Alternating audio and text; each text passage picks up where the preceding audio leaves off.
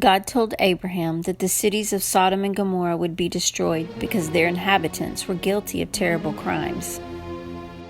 Abraham asked God, "Will you have mercy and save these cities from destruction?" "If I find 10 good people," said the Lord, "I will not destroy them." 2 angels left for Sodom.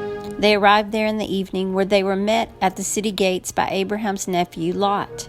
He welcomed them to his house and spread before them a feast that he prepared with his own hands. No sooner had they finished eating than they heard a loud noise. It was a crowd that had gathered outside. It was the men of Sodom. They were demanding that Lot hand over to them his 2 guests for their own pleasure. Lot was full of anger, and he went out to speak to the crowd. "You must not harm these men. They are my guests under my roof." The crowd was in a frenzy and took no notice. The men only shouted louder and tried to force their way in. Suddenly Lot felt the angel's hands on his shoulders. They pulled him inside and shut the door.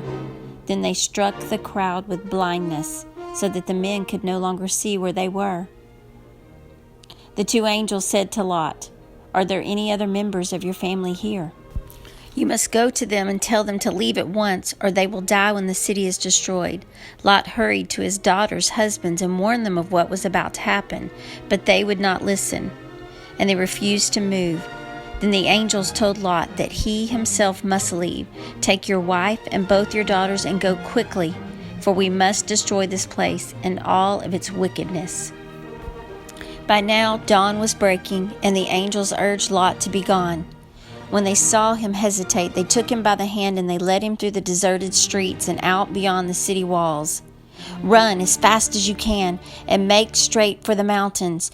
Do not look behind you, no matter what."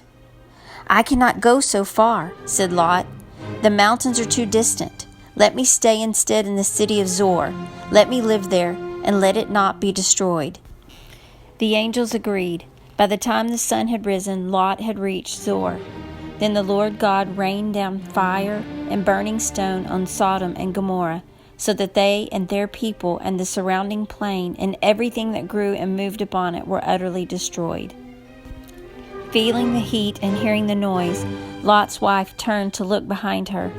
Instantly she was transformed into a pillar of salt. The next morning Abraham rose early, and going to the place where he had talked with the Lord, he looked toward Sodom and Gomorrah. Instead of those 2 great cities of the plain, he saw nothing but thick, black smoke, like the smoke from a giant furnace.